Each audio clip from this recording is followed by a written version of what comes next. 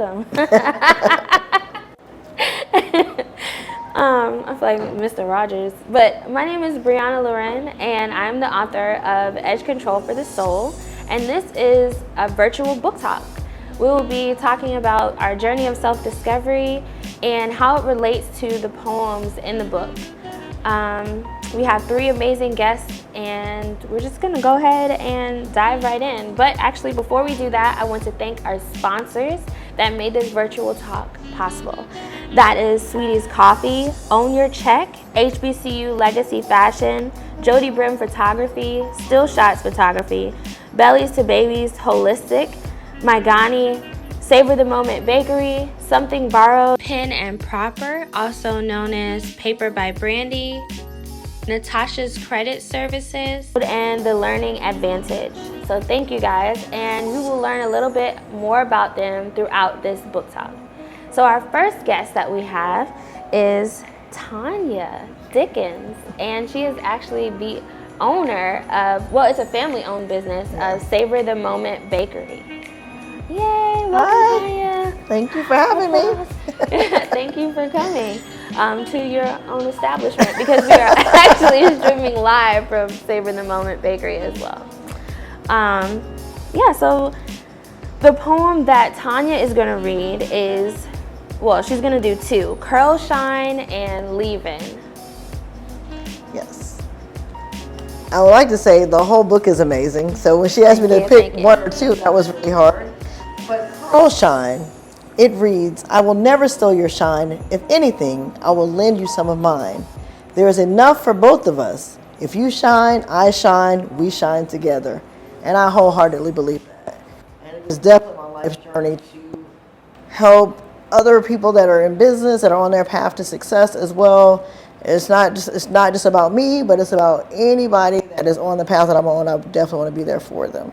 Leave-In is the other one, and is some people will love what you do, some will not. Some will clap for you, some will not.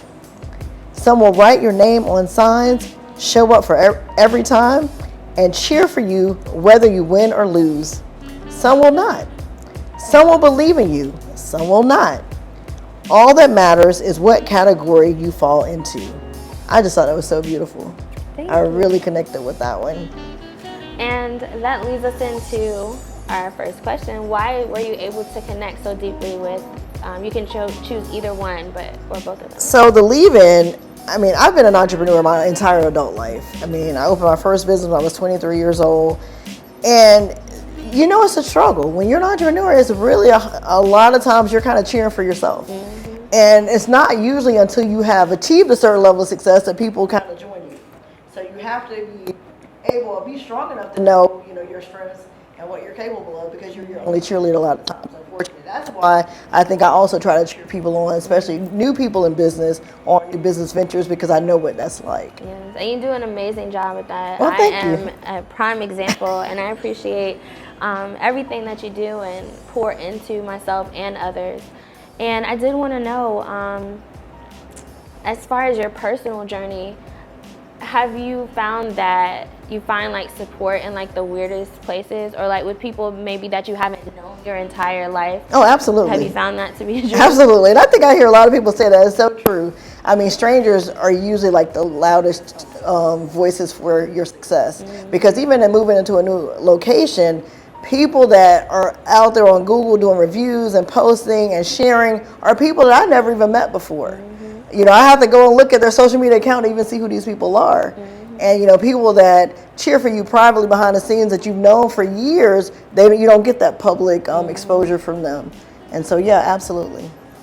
Do you find it hard when you don't necessarily get that support from people that you thought you would have? I think I'm so conditioned to it now that, it's expected. Mm-hmm. And it's just a part of the journey. Definitely. And so a lot of, entrepreneurship is really confidence, mm-hmm. self-confidence, and knowing what you're capable of and not really needing that. Yeah, I can agree with that. Yeah. And I know like in my personal life, I had to realize that sometimes, because people will equate like people not necessarily being able to celebrate you because they're jealous or because they don't have certain things going on for them.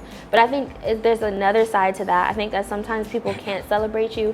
Either it's because they're going through their own personal trials and tribulations, and they don't know necessarily how to be there for you. And it's not that they don't want to. I think some people just, they can't in that time. So I feel like giving people that grace and not necessarily thinking badly about them or putting them down because they don't show up at every event or they don't share your post 30 times a day. You know, just giving people that same grace that you want given to you when you're going through something. Absolutely. And, you know, I kind of find it... a combination. Yeah, definitely. Because I think of it like when I'm driving and stuff and I'm trying to figure out where I'm going, I can't give you directions. I can't be like, oh, good job for making that right turn. Like, I don't even know where I am. And this is coming from someone who has a really bad sense of direction when driving. So that's just kind of how I think of it. Sometimes people can be like really focused, that have tunnel vision, and they're focused on their own journey. And it's kind of hard for them to show up for you. Absolutely. So I had to learn that in life. And then it makes it a little easier. It does. You know, to digest that when you know everything is not about you at every second of every moment, you know. Absolutely. So yeah, definitely. And how were you able to get to the point where you were able to believe in yourself to the point where you didn't necessarily need like the full support from people? I think it's a life's journey. I don't know if you ever like completely are there, but the great thing I had, my mom has always been a really great support for me. And so I always had that, and then my husband does the same thing, so I still am fulfilled in that area. So it's not that I don't get it at all. I can imagine not having a support system and then having to experience that. Right. So I think it's still a journey, and I think it's still, like you said, it makes it easier, but certain things still bother you, right? Yeah, definitely. And you can't get away from that. That's just human nature, I think. Because you say, well, yeah, they have their personal journey, but they're showing up for somebody else. Right. Why are they not showing up? You still deal with that, but it's just human nature. I don't think it goes away. That's true. And I have seen that, like, oh, so you can't share my post? Oh, okay. But you share homegirl post. Oh, no, it's cool, though. We still friends.